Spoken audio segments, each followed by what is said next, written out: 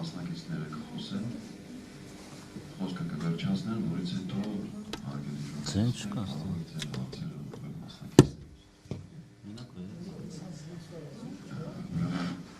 այսօր միջոցառումը կազմակերպվել է մարդու իրավունքների միջազգային կապված կոնկրետ հետևյալ թեմայով անհայտ կորած անձանց հարցը որպես մարդու իրավունքների չլուծված խնդիր։ Մասնակիցներին նախ ներկայացնեմ ուրեմն Սիրանուշ Սահակյան, միջազգային համեմատական իրավունքի կենտրոնի նախագահ, Աննա Մելիքյան, իրավունքների պաշտպանություն առանց սահման, Արման Թաթոյան, ՀՀ նախկին օմբուդսմեն, Գոր Մուրադյան, անհայտ կորած Հենրի Մուրադյանի հորեղբայր։ Եվ ես, Սամվել Հովսեփյանս, 44 օրյա Արցախյան պատերազմում հերոսացած Արնոլդ Հովսեփյանի հայր։ Ուղղակի նախապես ասեմ, որ որդիս մինչև գտնվելը 1 տարուց ավելի եղել է անհայտության մեջ։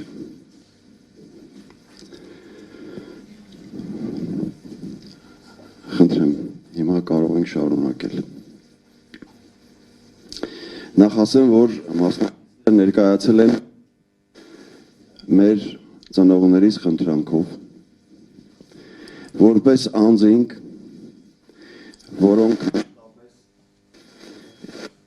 եղել են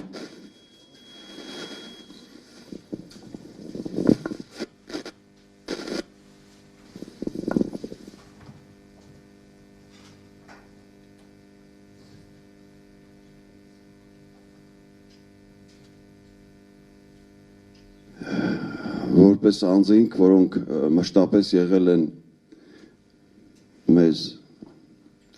մեզ հետ, մեր կողքին, մշտապես սատարել են մեզ յուրաքանչյուր հարցում եւ այսօր իրենց ներկայությամբ շնորհ են բերել այստեղ եւս մեկ անգամ, որպեսզի պատասխանեն այն բոլոր խրթին հարցերին, որոնք այս ընթացքում առաջացել են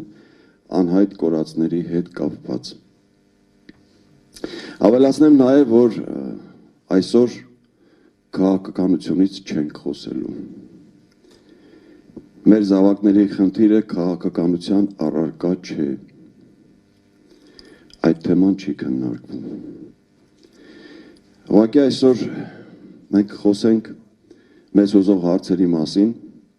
իսկ երբ խոսվում է ազգի, հայրենիքի եւ հայրենիքի պաշտպանների ճակատագրի վերաբերյալ, այն քաղաքականությունից դուրս է։ Այսօր մարդու իրավունքների միջազգային օրն է։ Մենք ունենք անհայտության մեջ գտնվող զավակներ, որդիներ, հայրեր,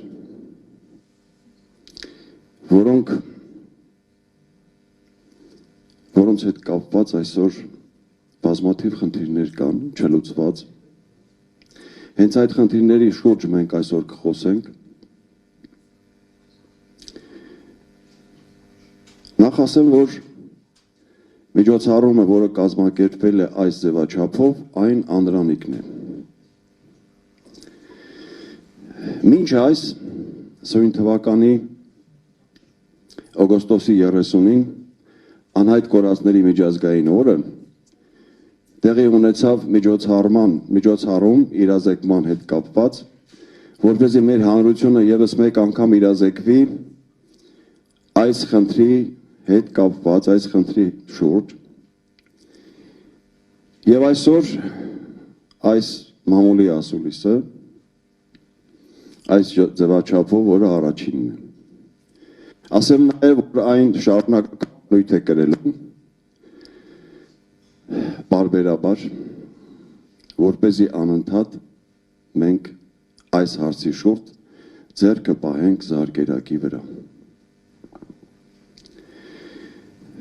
Նշեմ, որ անհայտ կորածների, պատանդների, գերիների հարցերով գործում է միջգերատեսչական հանձնաժողով, որի կազմում ընդգրկված են նաև անհայտ կորածների ընտանիքների և հասարակական կազմակերպությունների ներկայացուցիչներ։ Այս միջգերատեսչական հանձնաժողովի հետ միասին նաև պարբերաբար հանդիպումներ են տեղի ունենում ծնողների հետ, ծնողների մասնակցությամբ Հայաստանի Հանրապետության բարձրագույն ղեկավարության, ինչպես նաև Կարմիր խաչի, իրավապաշտպանների և այլ մտահոգ, այս հարցի շուրջ մտահոգ անձանց հետ։ Սակայն այսուհանդերձ խնդիրը ունի բազմաթիվ հարցեր անհայտ կորածների հետ կապված, որոնք դեռևս լուծում չեն ստացել և չեն ստանում։ Այս պատճառով սա գալիս է փաստելու այն հանգամանքը, որ Հայաստանի Հանրապետությունում մենք ունենք կոնկրետ օրենսդրական խնդիր։ Պիտի տեղի ունենա այդ օրենսդրական փոփոխությունը կամ ներմուծումը, որպեսզի տվյալ հարցը այլևս չդեգերի այս և այն գերատեսչությունում, այլ կոնկրետ լուծում ստանա։ Որովհետև բոլորիս ակնկալիքը այն է, որպեսզի մեր անհայտ կորածների հետ կապված այս բազմաթիվ խնդիրները ստանան իրենց լուծումը։ Առավել մանրամասն և հանգամանալից այս խնդրի շուրջ կխոսեն գործընկերներս։ Ես կփորձեմ խոսել առավել հուզական խնդիրների շուրջ, որոնք կապված են անհայտ կորածների, ծնողների և հարազատների հետ։ Չէ որ յուրաքանչյուր անհետ կորածի հետ կապված է իրեն ծնողների կամ հարազատների ճակատագիրը։ Ճակատագիր, որն այսօր մեղմ ասած խեղված է։ Հիմա այս միջոցառման բուն նպատակն է նաև, որպեսզի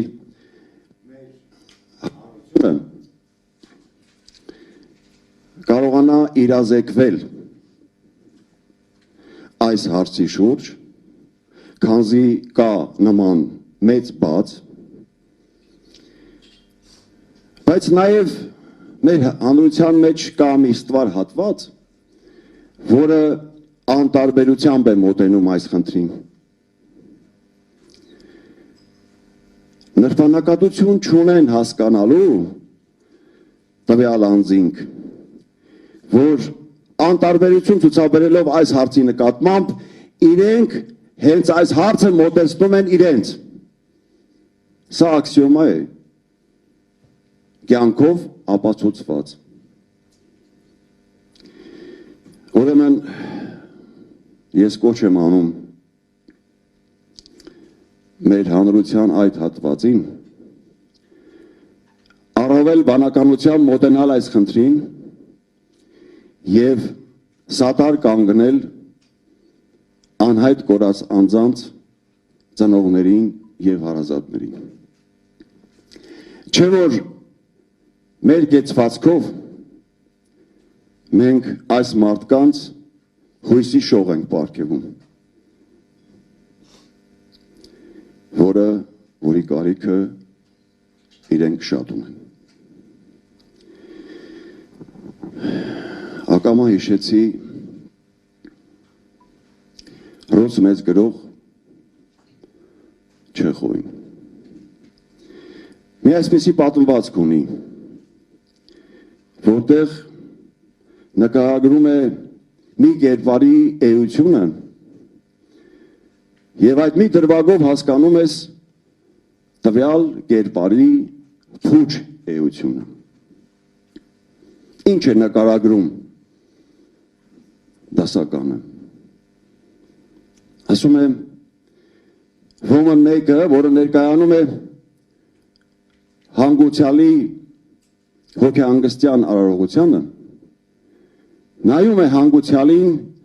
եւ իր մտքում մենախոսում. ինչ լավ է, որ ես չեմ այնտեղ պարկած։ Այսինքն կարեկցանք հասկացողությունը տվյալ անձի մոտ բացակայում է, իսկ սա նշանակում է, որ մարդը ապրում է միայն կենդանական բնազդով։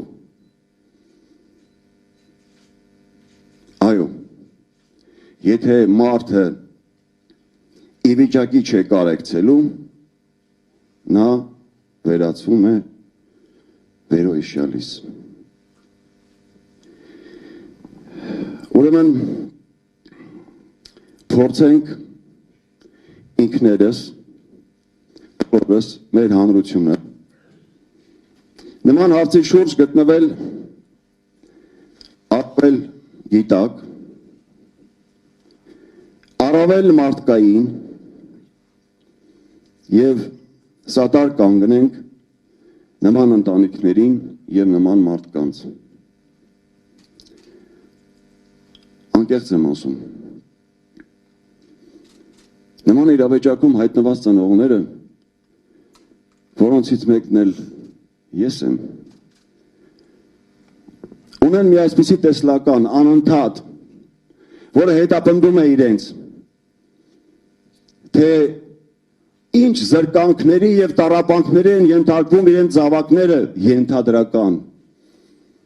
զրկանքների եւ տառապանքների։ Եվ պատկերացնում ես այդ իրավիճակը, եւ դա դառնում է ավելի սպանող, երբ որ գիտակցում ես սեփական անզորությունդ օգնելու սեփական զավակիդ։